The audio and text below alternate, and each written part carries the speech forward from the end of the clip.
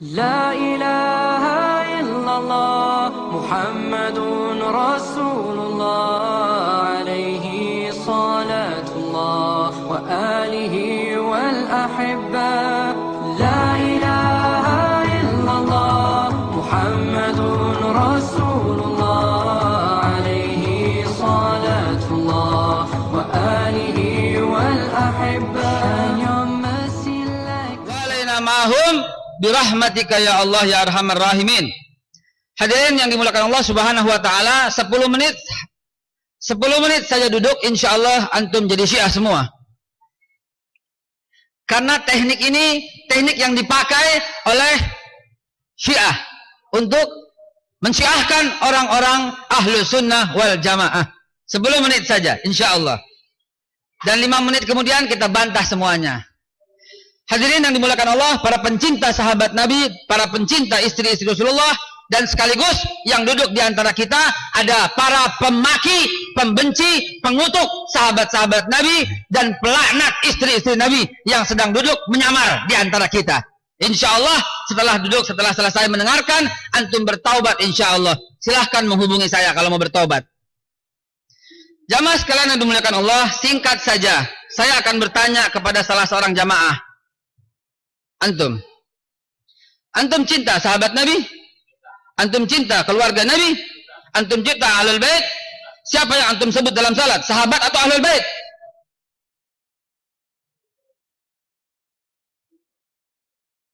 Coba sebut sahabat Nabi dalam salat. Sah salat antum? Batal. Betul?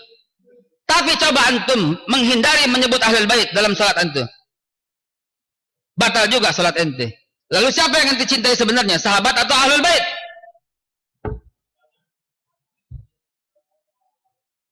Ini doktrin pertama, membandingkan antara sahabat dan ahlul bait. Coba dalam salat tahiyat ente, Allahumma sholli ala Muhammad wa ala Abu Bakar, batal salat ente. Betul? Tapi kalau ente mengatakan Allahumma sholli ala Muhammad saja, batal juga salat ente. Berarti ente harus cinta ahlul bait di atas semuanya. Betul? Ini teknik pertama. Orang-orang awam pun akan berpikir, oh iya bener. Begitu ya sahabat. Ana udah kenyang. Insya Allah sekarang sebagai pertobatan. Tapi demi Allah, saya pernah menggeluti dunia Syiah bukan dalam rangka ikut masuk Syiah. Demi Allah, demi Allah, demi Allah. Bukan untuk itu. Tetapi untuk belajar lebih dalam, semua faham. Bertakiyah dulu sementara bertakiyah. Kan Syiah suka takiyah. Kita balas takiyah dengan takiyah. Keluar? Belum. Ini nggak keluar bukan dalam rangka sabotase Syiah ya. Jadi jamaah sekalian dimulakan Allah, dalam teknik pertama saja ada 9 teknik. Teknik pertama kita sudah tergugah. Oh begitu. Lalu dibandingkan. Lalu kemudian dibawakan hadis-hadis sahih. Bahwa sahabat Nabi ingkar kepada Rasulullah. Bahkan ketika Rasulullah wafat pun, siapa yang menyelenggarakan jenazahnya? Siapa yang menggali kuburnya? Siapa yang mengkafani Rasulullah? Siapa yang menyolatkan Rasulullah? Tidak sahabat, tetapi para ahlul bait. Mulai. Bahkan Nabi Sallallahu Alaihi Wasallam dalam hadis Bukhari Muslim sebenarnya telah mengangkat Ali sebagai khalifah. Dalam peristiwa Ghadir Qum, Rasulullah bersabda, "Man kuntu maulahu fa'aliyu maulahu." Siapa yang mengangkat aku sebagai maula, wakilnya, pelindungnya, sahabatnya, maka Ali juga sahabatnya, pelindungnya dan walinya. Maka dengan hal yang ketiga ini, kemudian dia bertanya, sudah ya?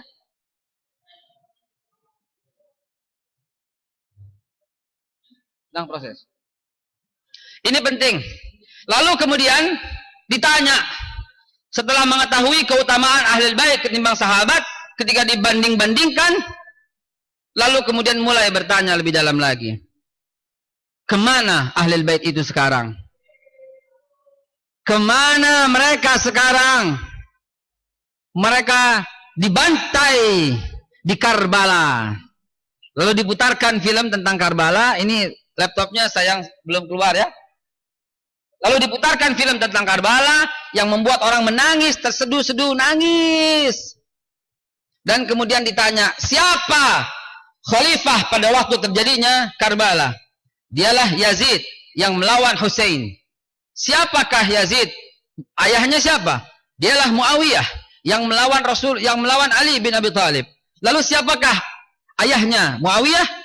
Abu Sufyan yang melawan Rasulullah sallallahu alaihi wasallam. Artinya keluarga ini dari dulu memusuhi Nabi dan memusuhi Nabi sallallahu alaihi wasallam. Tuh, begitu. Abu Sufyan memusuhi Rasulullah sallallahu alaihi wasallam. Abu Sufyan punya anak Muawiyah. Muawiyah memusuhi Ali bin Abi Thalib. Lalu kemudian Muawiyah punya anak Yazid memusuhi Hussein. Inilah musuh ini, keluarga ini dari dulu mendengki kepada Nabi sallallahu alaihi wasallam. Sudah keluar? Sudah keluar, alhamdulillah. Baik. Nah, jadi jamaah sekalian, lihatlah bagan yang telah saya buat. Ini boleh dikopi supaya jamaah sekalian tahu persis teknik dan taktik mereka dalam rangka membuat negara kesatuan Republik Indonesia pecah belah.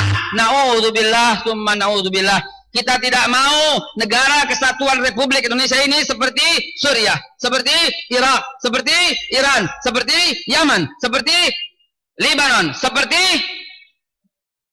semua negara-negara yang tadinya Sunni, yang tadinya Ahlussunnah wal Jamaah, sekarang pecah berantakan. Anak-anak kita dibunuh, istri-istri dan anak-anak perempuan kita diperkosa di jalanan. Demi Allah, demi Allah, demi Allah kita bersumpah, tidak akan pernah kita izinkan para pemaki sahabat itu, para pencaci istri Nabi itu berjaya di bumi negara kesatuan Republik Indonesia.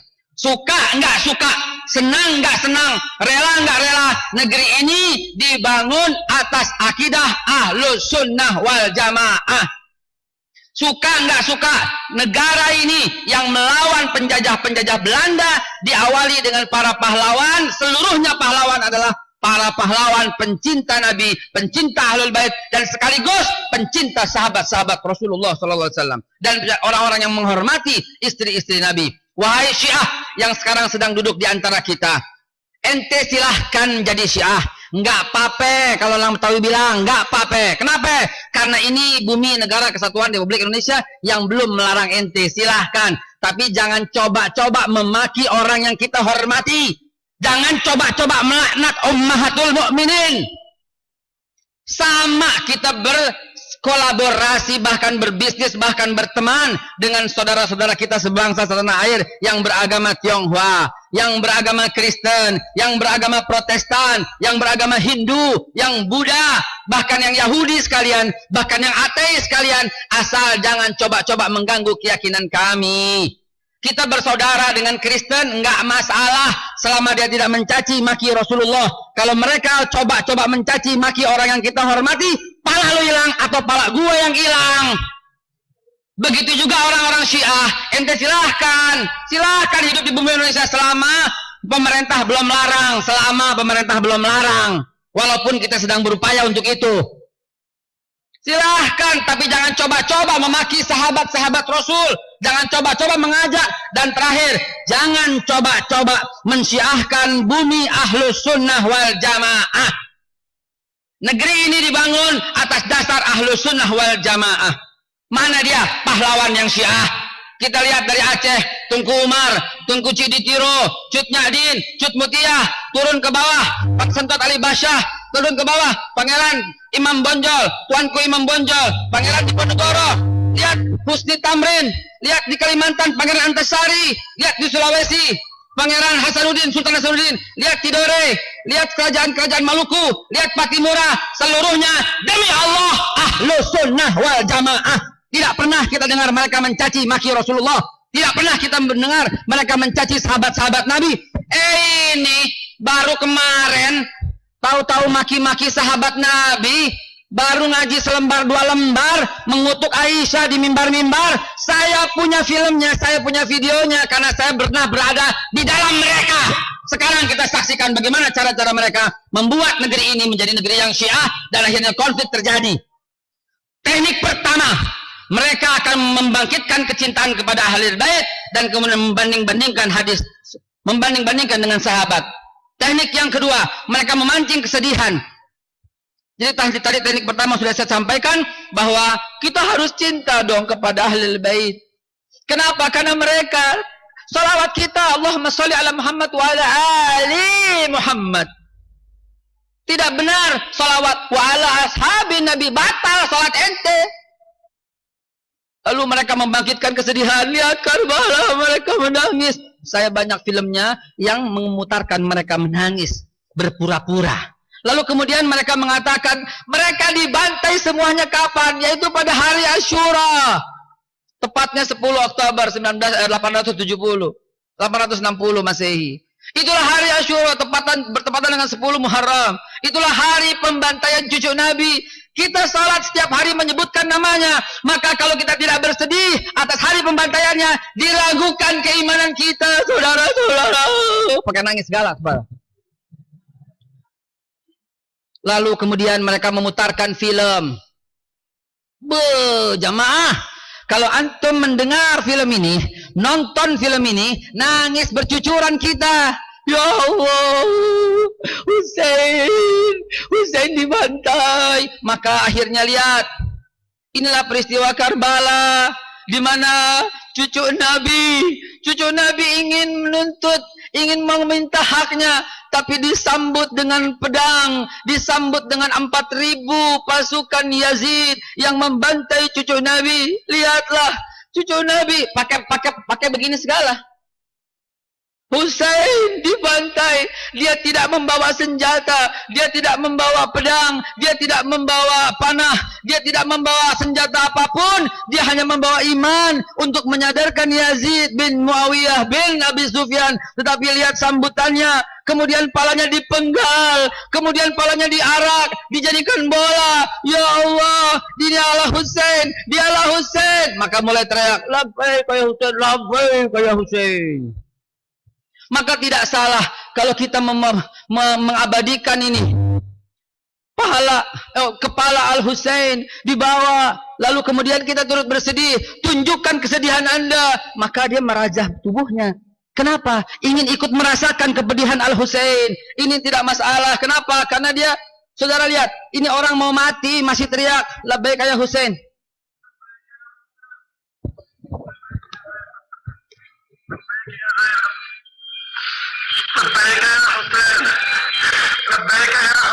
Kita kan bingung, masa labbaik ya Husain?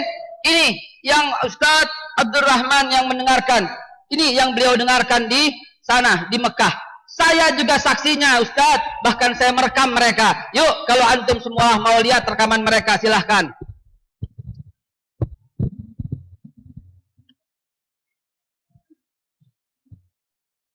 Oke, ini, sini.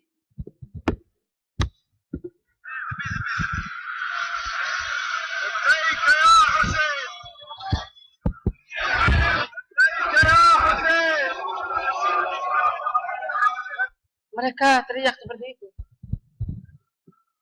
Persis apa yang disampaikan oleh Ustadz Abdurrahman tadi. Saya putarkan filmnya biar jamaah sekalian lebih terasa. Oh, begitu ceritanya. Labbaik ya Husain, banyak sekali. Nah, misalnya ini, ya, dalam peristiwa haji.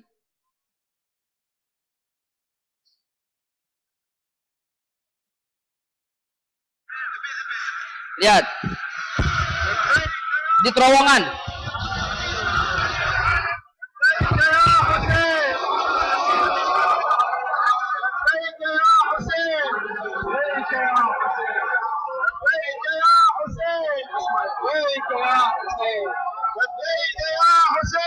Jadi saudara sekarang melihat semua, bukan hanya khatib kita Ustaz Kyai Abdurrahman, tapi saudara melihat semua teriakan mereka.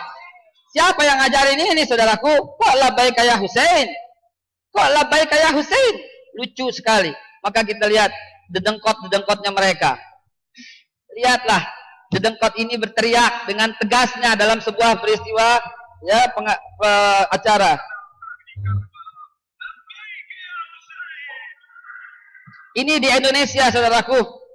Ini di Indonesia. Saudara lihat. Saudara bisa lihat orang-orang yang teriak ini. Ini tidak keluar, kenapa? Ini ada sabotase Syiah, ini nggak keluar filmnya. Ya, jadi banyak sekali yang saya akan sampaikan, cuman sayang sekali beberapa hal tidak keluar gitu ya. Mudah-mudahan bukan sabotase dari Syiah. Masih lanjut? Masih boleh? Ana terserah antum. Kalau antum bilang cukup, ana cukupin. Jamaah sekalian yang dimuliakan Allah, kenapa lebay kayak Hussein? Ini ada dalam peristiwa-peristiwa. Ada dalam Indonesia, bukan jauh-jauh. Ya, tadi film sebagian yang nggak keluar itu bukan di Karbala, bukan di Saudi Arabia, bukan di Depok, di Kampung Sawah, di Buncit Raya. Ya, Masya Allah. Teknik yang keempat, mereka menjadikan 10 Muharram ini sebagai pintu masuk membangkitkan spiritual emotion. Dengan teknik NLP, subconscious mind, mereka bercerita cucu Nabi dibantai dengan kejam, lalu kemudian mereka harus tunduk, harus menangis. Kemudian pada saat terjadinya Karbala, siapa yang jadi? Itulah Yazid. Lalu mereka mengatakan Muawiyah pun merebut tidak sah daripada Ali. Kemudian Muawiyah tidak mengakui, justru menjadi tandingan. Lalu kemudian apa yang terjadi? Teknik ketujuh, mereka menceritakan kedekatan Nabi dengan Ali sebagai sahabat utama. Bahkan mereka mengungkapkan hadis yang populer tapi dipotong. Apa itu? Ana Madinatul Ilm wa Ali babuha.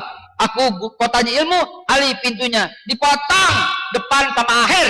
Lengkapnya ada dalam Tarikh At-Tabari, dalam Ibnu Al-Asqalani, bahkan dalam Husain Haikal dalam Mesir, itu lengkap sekali hadisnya. Aku kotanya ilmu, Abu Bakar atapnya, Umar dindingnya, Utsman jendelanya, Ali pintunya. Lengkapnya begitu. Depan ambil, belakang ambil. Dasar busuk. Yang nomor 8, akhirnya mereka mengatakan kesimpulannya sudah mulai mendekati akhir. Tidak ada yang mengurus jenazah Nabi, hanya Ali, Abbas yang dibantu yang menuangkan ayat Hasan dan Husain. Sahabat yang lain kemana? Sahabat yang lain sedang berebut kekuasaan di Sakifah. Mulai ada rasa benci. Tadi belum ada. Nah, mulai hari kedua, hari ketiga, ini 3 hari. Ya, mulai hari ketiga dimasukkanlah cara-cara untuk membenci sahabat Nabi. Dan pakai ayat. 554 Al-Maidah 54 itu pakai ayat. Ini ayatnya untuk orang beriman, tapi yang murtad berarti ada. Dan ayat itu turun pada zaman Madaniyah. Ya ayyuhalladzina amanu man yartadda minkum an dinihi fasawfa ya'ti biqaumin yuhibbun. Itu dia ayatnya. Jadi jangan ragu-ragu mengatakan itu.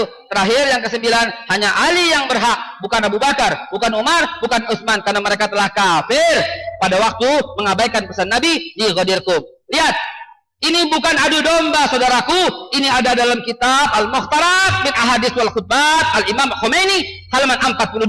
Nabi Muhammad termasuk Nabi yang gagal. Betapa kurang ajarnya manusia laknat ini. Allah mengatakan, Allah menyematkan asmanya kepada Rasulullah. Tidak pernah Allah mencopot Asmaul Husna yang bernama Al-Azim kecuali pada satu-satunya makhluk. Wa innaka la'ala khuluqin alim. Satu-satunya makhluk yang mendapat predikat Al-Azim itu Rasulullah SAW. Cecunguk ini mengatakan Nabi Muhammad gagal. Gimana nggak kurang ajar manusia ini? Belum cukup sampai di sana, orang ini pun berkata Aisyah adalah kafir, anti keluarga Nabi, berbuat keji. Apa yang kalian katakan ini? Karbala lebih utama dari Ka'bah. Tanah Karbala akan diangkat ke surga, serta Karbala menjadi tempat yang paling mulia di surga. Coba lihat, kalau antum mengatakan, lihat betapa bencinya mereka. Lihat sandalnya, tertuliskan Abu Bakar, Umar, Aisyah, Hafsah. Kok sendal dibikin begini? Apa ini yang kita harapkan di bumi tercinta ini? Langkain dulu 210 juta umat Islam Ahlus Sunnah wal Jamaah di negeri ini. Kalau saudara mengatakan, lihat, ini WC, harus injak Abu Bakar, Umar, Utsman sebelum masuk WC. Lihat dengan kepala Anda sekalian, lihat dengan mata kepala sekalian. Bukan rekayasa Photoshop, bukan. Tapi kalau Anda mengatakan sebagaimana pernah saya presentasikan, Ustadz Haikal, nggak usah berlebihan lah. Itu kan di luar sana. Lihat sendal saya di rumah yang dikirim oleh mereka. Sendal itu bertuliskan Abu Bakar untuk diinjak-injak. Jangan main-main, saudaraku. Mereka sudah mulai masuk. Kalau kita tidak bentengi seperti ini, ya Allah, mau kemana anak-anak kita nanti? Bumi ini negara Pancasila dan negara yang mengambil Pancasila dan Undang-Undang Dasar 1945 sebagai dasar negara. Itu udah kesepakatan negara ini. Udah menjadi kesepakatan para pemimpin kita. Tidak berhak orang Syiah merubah-rubah menjadi dasar sebagai Syiah. Tidak berhak. Kita udah sepakat. Ulama-ulama kita udah sepakat. Jangan pernah robah-robah lagi. Oh, kita kan tidak. Kita kan begini. Saya akan buktikan. Lihat ulang tahun ini. Ini ulang tahun. Ya. Ulang tahunnya ngapain ulang tahunnya? Coba lihat.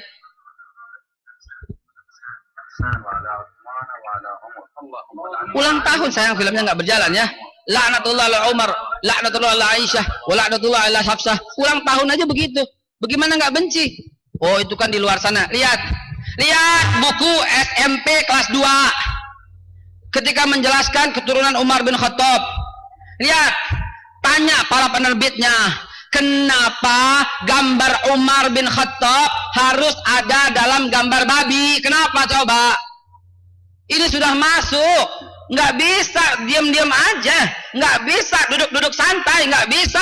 Ini harus kewajiban semua para da'i, semua para pengurus masjid, semua para orang yang mencintai Allah, Rasulullah dan para sahabat untuk menghentikan gerakan Syiah secara sistematis di bumi Indonesia ini.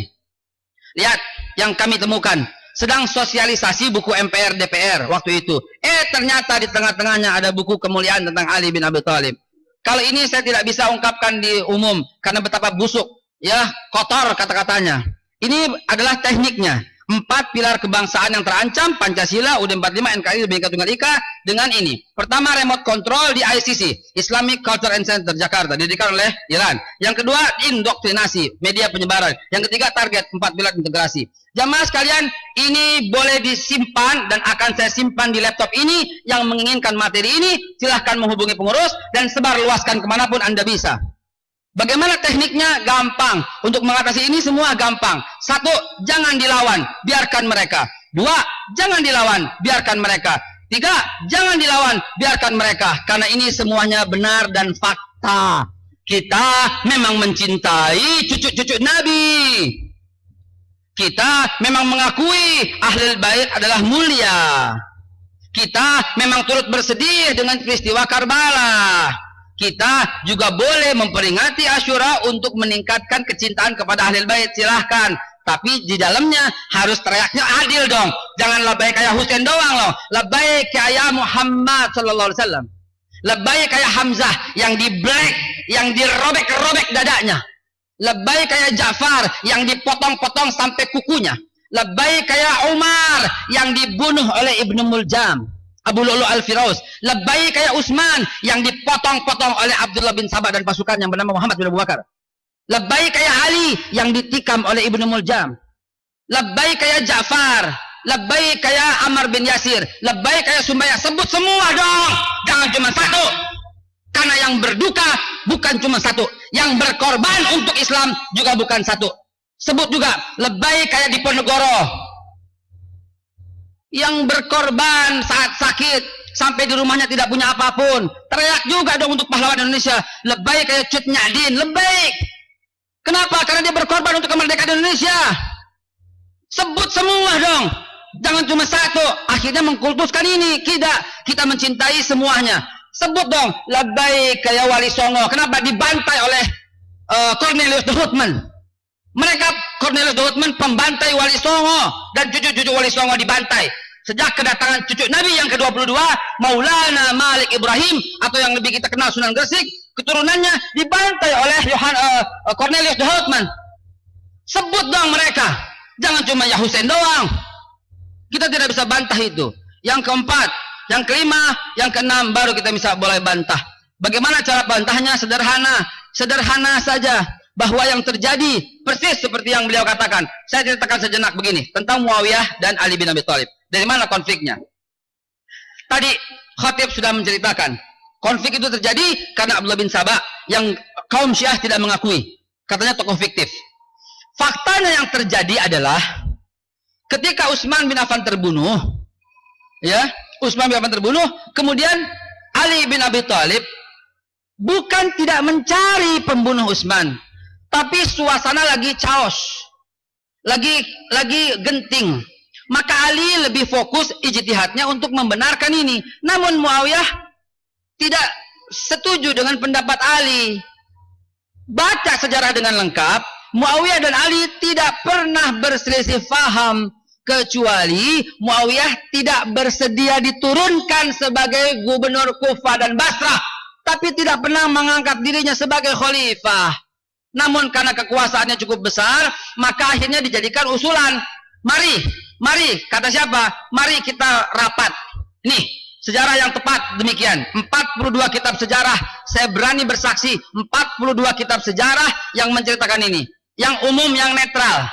Bukan sejarah dari Ahlussunnah wal Jamaah, bukan pula sejarah dari Syiah, tapi ini sejarah murni yang netral. Apa yang terjadi? Pada waktu itu telah terbentuk pemerintahan di bawah Ali bin Abi Thalib, di mana Ali mengangkat sekneknya, mensesneknya, sekretarisnya Abu Musa al-Asy'ari. Ternyata Muawiyah juga telah membuat susunan kabinet, dan susunan kabinet mensesneknya dari Muawiyah bin Abi Sufyan adalah Amr bin As. Nah, kemudian mereka sepakat untuk menurunkan keduanya demi kemudian supaya mengangkat satu khalifah yang sah. Akhirnya sepakatlah mereka. Lalu kemudian Amr bin As berkata, mari kita turunkan masing-masing presiden kita, lalu kemudian kita mufakat musyawarah untuk mengambil. Baik, maka Abu Musa al-Asy'ari pidato dengan cara yang singkat. Amma ba'du, demi keutuhan, demi kerukunan bersama, kami menurunkan Ali bin Abi Thalib sebagai khalifah. Turunlah Ali sebagai khalifah secara sah menurut undang-undang. Namun yang berikutnya giliran Amr bin As. Tetapi Amr bin As tidak menyepakati.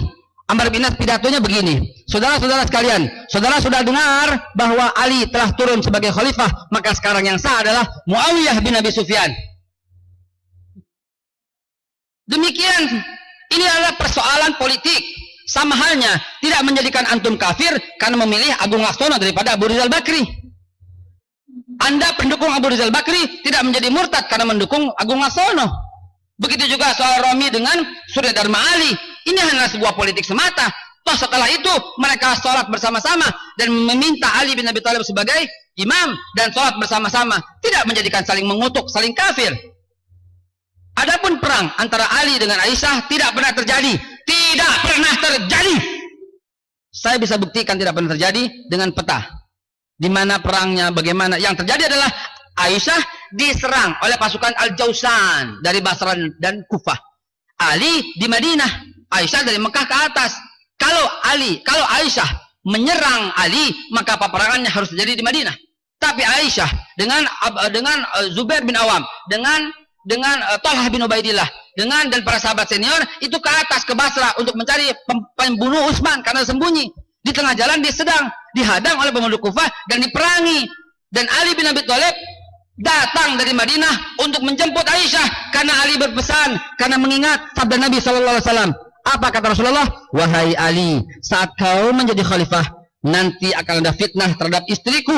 Tolong selamatkan dia dan bawa kembali ke kota. Bawa kembali ke kota. Itu amanah Rasulullah SAW kepada Ali bin Abi Thalib. Orang Syiah, wahai Syiah, ketahuilah, kenapa ente memaki Aisyah padahal Ali sangat menghormati Aisyah? Kenapa ente yang duduk di sini memaki Abu Bakar Siddiq? Coba ente buka kitab dong. Setelah Fatimah wafat, Ali menikah lagi. Siapa anaknya? Abu Bakar bin Ali bin Abi Thalib. Anak yang kedua, kemudian anak yang keempat, maaf, Hasan, Husain, Abu Bakar. Lalu kemudian siapa? Siapa jawab? Anak ketiga, keempat Ali bin Abi Thalib. Umar bin Ali bin Abi Thalib. Ali sangat mencintai Aisyah, Ali sangat mencintai Abu Bakar, sangat menghormati Umar dan memberikan nama-nama anaknya sesuai dengan nama-nama sahabat Nabi. Kenapa ente benci? Nggak masuk di akal. Adapun peristiwa Muawiyah, sebenarnya Muawiyah mengakui cuma terjadi politik. Dengarkan ini dalam waktu 2 menit. Dengarkan, antum pun saya jamin akan berselisih paham. Dengarkan. Ketika Ali bin Abi Thalib wafat terbunuh oleh Ibnu Muljam dan udah kadung, palu diketok, Muawiyah sebagai khalifah. Walaupun itu kita akidah Ahlus Sunnah wal Jamaah tidak mengakui hanya 4. Kenapa kita begitu? Karena kita ikut Nabi. Rasulullah bersabda, "Alaikum bisunnati wa sunnatul khulafaur rasyidin al-mahdiyyin." Wajib atas kalian ikut sunnahku dan sunnah khulafaur rasyidin. Siapa ini? Kata Rasulullah, jawabannya dalam hadis lain, salasun, 30 tahun mim ba'di, setelahku. Kalau kita pakai akal, 30 tahun sesudahku adalah Nabi Muhammad SAW wafat tahun 632, digantikan oleh Abu Bakar Siddiq selama 2 tahun, 634. Abu Bakar wafat, kemudian digantikan oleh Umar bin Khattab selama 10 tahun sampai 644. Kemudian Utsman bin Affan selama 13 tahun sampai 697. Kemudian Ali bin Abi Thalib selama 5 tahun. Coba tambahin 2 tambah 10 tambah 13 tambah 5 sama dengan 30. Itulah akidah Ahlus Sunnah wal Jamaah yang mengakui 4 khalifah. Adapun kita tidak bisa mengatakan Muawiyah bersalah karena bukan hak kita. Siapa ente? Muawiyah 20 tahun sebagai khalifah, 20 tahun sebagai gubernur. Masya Allah jasanya. Dan jangan lupa, buka kitab sejarah Tionghoa yang pertama kali menginjakan bumi di Indonesia, yang mengislamkan adalah tahun 646, adalah utusan Utsman bin Affan. Dialah yang bernama Muawiyah bin Abi Sufyan. Dialah yang telah mengislamkan Ratu Sima dan anaknya Jaisima 646. Ratu Karingga ini menjadi muslim karena dakwah Muawiyah bin Abi Sufyan. Buka sejarah yang benar. 646 Indonesia telah Islam, Karingga menjadi Islam, tapi belum berkembang kemana-mana. Sejak kemudian kedatangan Khalifah Umar bin Abdul Aziz telah diangkat sebagai khalifah tahun 711. 7 tahun kemudian Khalifah Umar bin Abdul Aziz, seorang yang Sunni Ahlus Sunnah wal Jamaah, kemudian dakwah sampai dia di Palembang dan mengislamkan Raja Sriwijaya Sri Indra Farman 718 masuk Islam atas dakwah Khalifah Umar bin Abdul Aziz, yang kemudian berkembang terus. Kedatangannya 1420, kedatangan Sunan Gresik atau Maulana Malik Ibrahim, cucu Nabi yang ke-22 di Irak, lalu kemudian mengislamkan Nusantara. Sejarah mencatat tidak satu pun orang Syiah mengislamkan bumi Indonesia. Jamaah sekalian dimulakan Allah, ini loh Muawiyah kita hormati, tetapi kita pun tidak mengakui dia sebagai khalifah karena cuma 30 tahun kata Rasulullah dan berakhir pada Ali, tapi tidak menjadikan Muawiyah kafir. Lalu kemudian Muawiyah sebagai khalifah, tetapi tidak juga jamaah. Kenapa? Karena Ahlul Madinah telah mengangkat Hasan bin Ali bin Abi Thalib sebagai khalifah. Lalu kemudian apa yang terjadi? Hasan berjiwa top, markotop luar biasa. Hasan mengundurkan diri dan mengatakan kepada Muawiyah, "Wahai Muawiyah, demi persatuan, ane mundur deh sebagai khalifah. Fadhol ente sebagai khalifah," kata Hasan bin Ali bin Abi Thalib. Tapi dengan satu catatan, wahai Muawiyah, kalau ente selesai, balikin kepada ane. Nanti kalau ane selesai, ane janji, ane kasih kekuasaan kepada anak ente Yazid. Namun Yazid janji juga, kalau Yazid selesai, balikin lagi kepada adik ane Husain bin Ali. Sepakat? Sepakat. Deal? Deal. Maka dibuatlah perjanjian ammah. Perjanjian itu dibuat dan dituliskan oleh Muawiyah dan Hasan. Sekarang saya tanya, jamaah sekalian dengarkan ini. Pertama Muawiyah. Muawiyah wafat, Hasan. Hasan wafat, Yazid. Yazid wafat, Husain. Sepakat? Itu bunyi perjanjiannya. Muawiyah boleh deh jadi khalifah. Habis Muawiyah, Hasan bin Ali. Habis Hasan, Yazid. Habis Yazid, Husain. Itu perjanjiannya. Ala kulli hal, baru 2 tahun Muawiyah sebagai khalifah, Hasan wafat. Sekarang pertanyaan saya, siapa yang berhak menjadi khalifah setelah Muawiyah?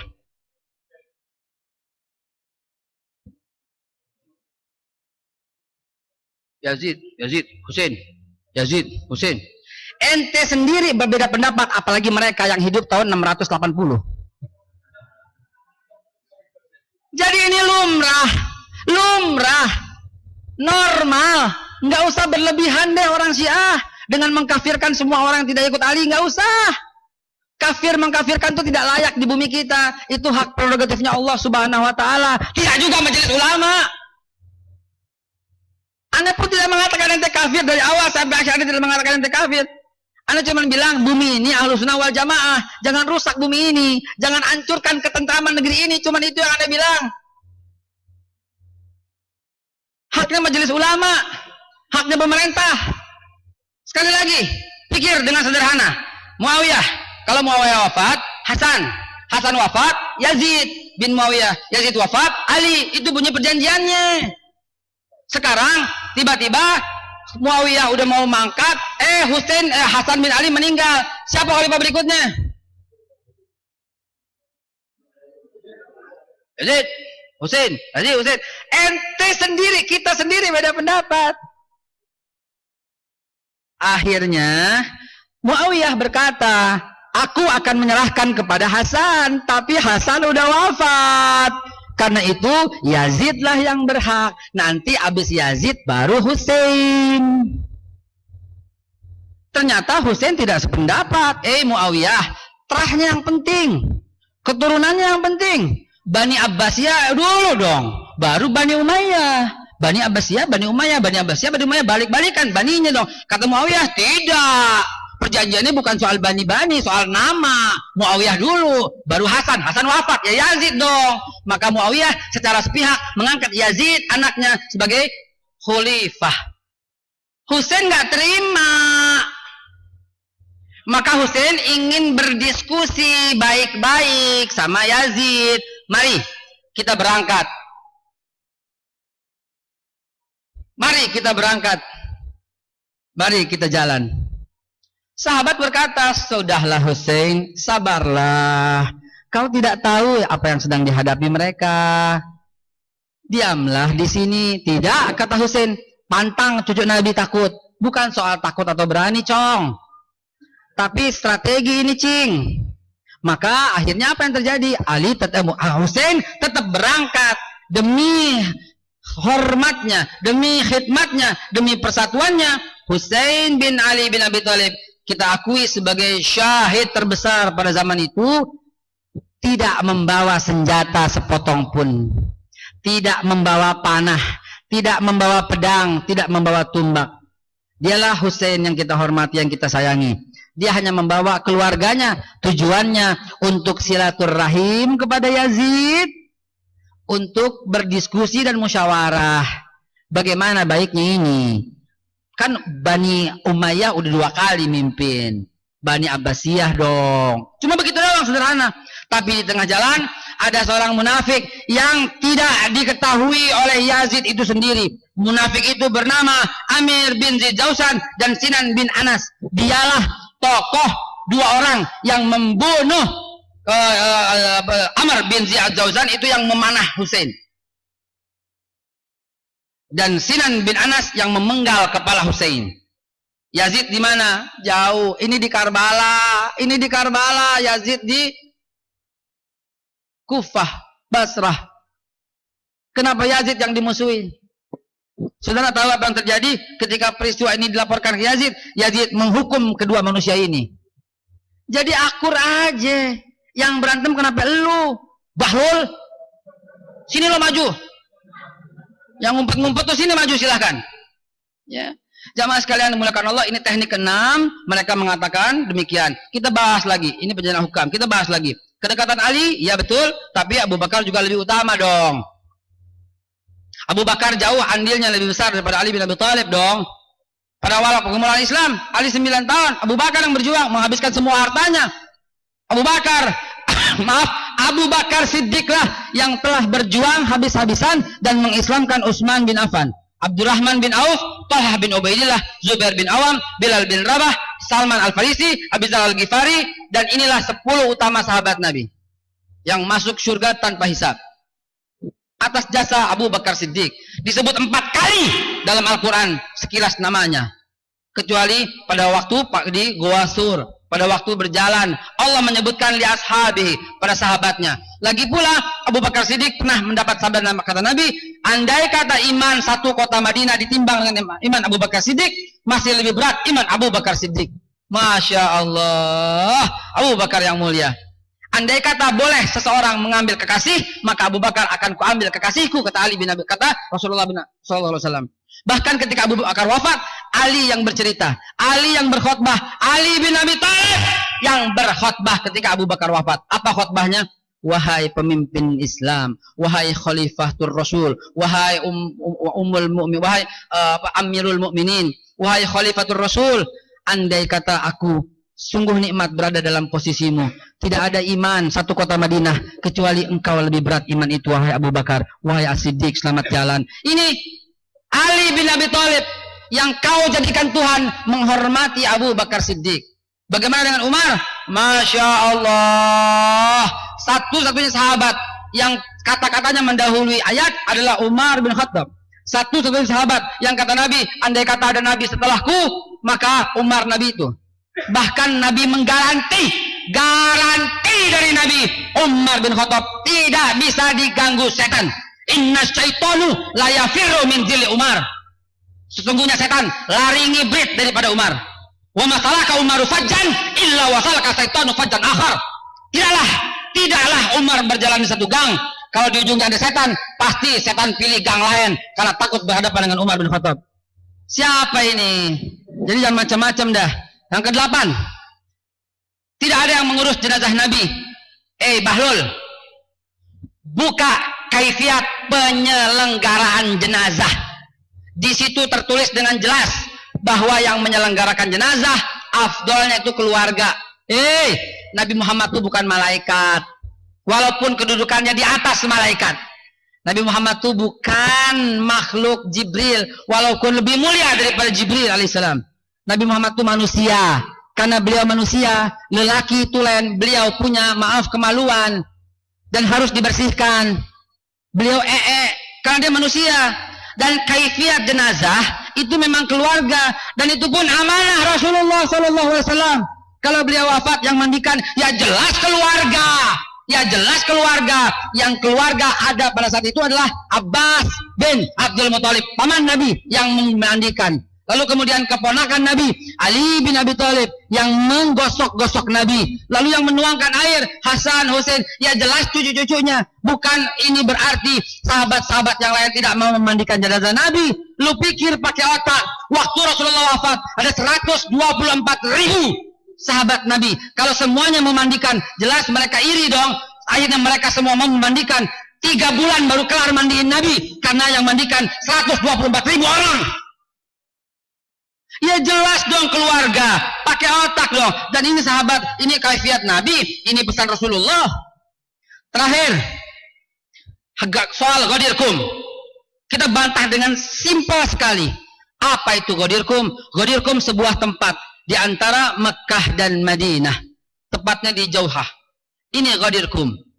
Nabi pernah berkata benar dalam hadis, Nabi pernah mengangkat Ali di Ghadir-Qum dan berkata, man kuntu maulahu fa aliyu maula. Siapa yang menjadikan aku maula, maka Ali maulanya. Pakai otak dengan sederhana. Ini bukan legitimasi Ali sebagai khalifah, bukan. Ambil contoh, pernah Abu Bakar dan Umar berselisih paham. Nabi tidak mengatakan, Umar lu salah, Abu Bakar lu benar, tidak.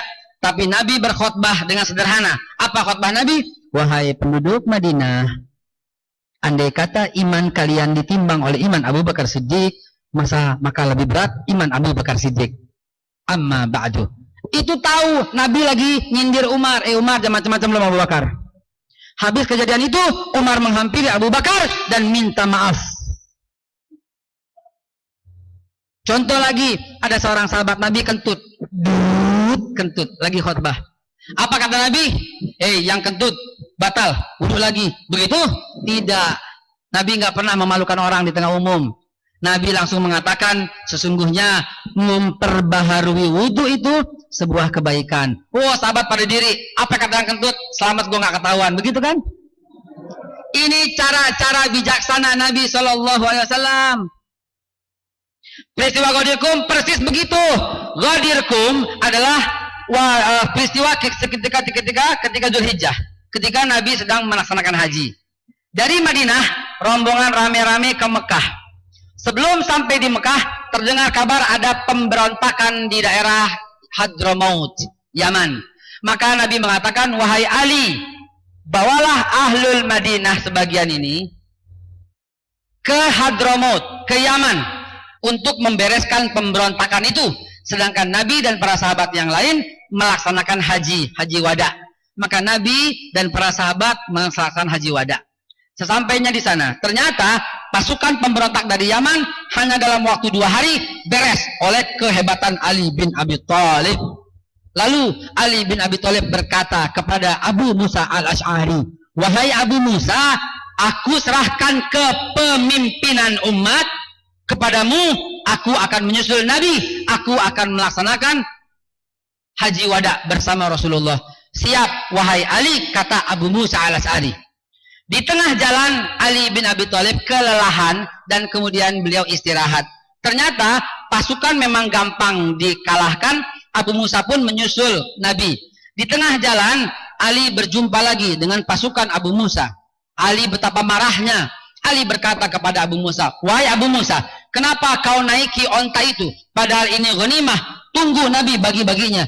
Kenapa kau pakai mantel-mantel ini? Kepada sahabat-sahabat yang lain, Ali bin Abi Thalib pun protes.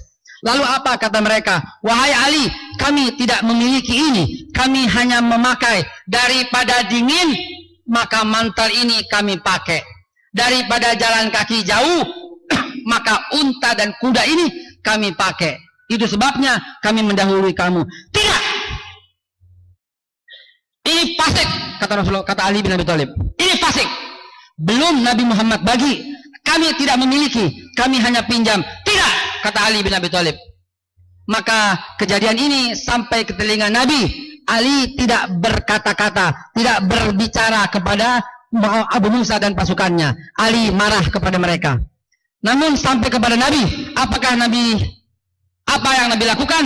Nabi tidak mengambil tindakan apapun. Nabi diam. Nabi diam 1000 bahasa.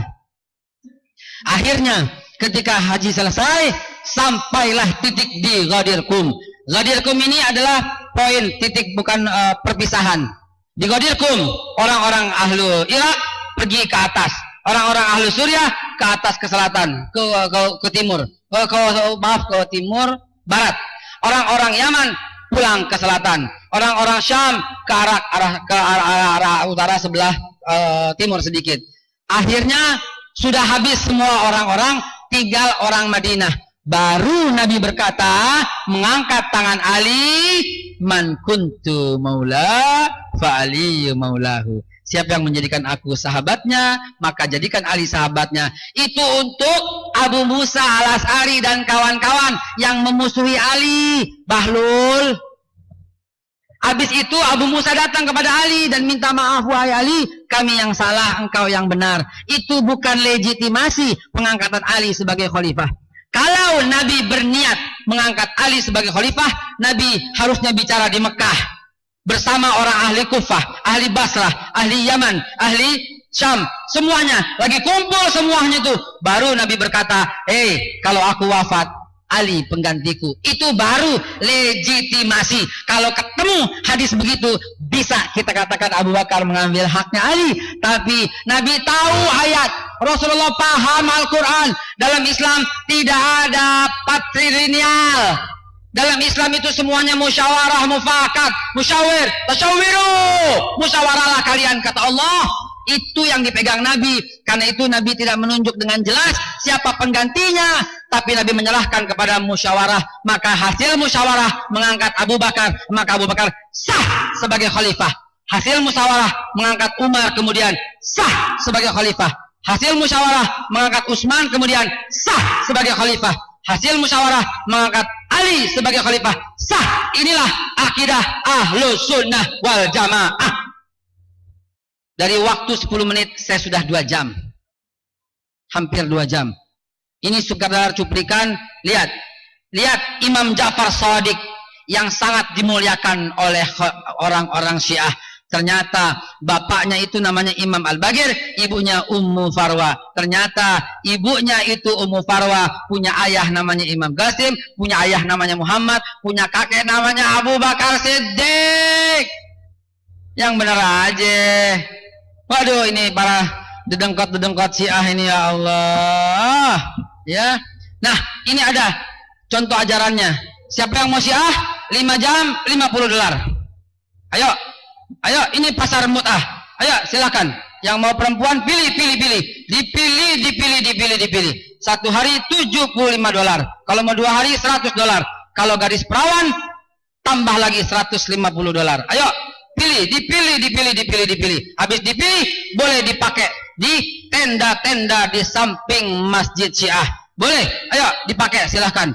1 jam, 2 jam, lalu serahkan. Terakhir, negara-negara yang dulu damai, seperti Libanon, Irak, Suriah, Libya, Mesir, Yaman, telah runtuh oleh konflik Sunni Syiah. Maka, demi keutuhan bangsa, jangan coba-coba mensyiahkan orang Sunni di bumi Indonesia. Hadanallahu wa iyyakum ajmain. Wassalamualaikum warahmatullahi wabarakatuh.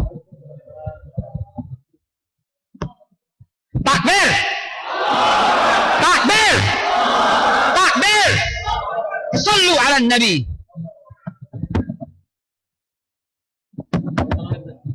Nanti mau kami materinya, Anda simpan di sini insyaallah.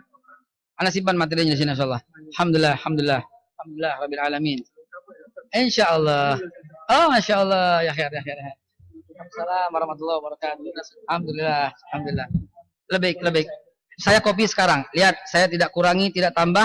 Saya katakan file, langsung save as di dalam desktop ya. Boleh dalam desktop ya. Dalam desktop saya simpan, mana desktopnya itu? Nah, desktop.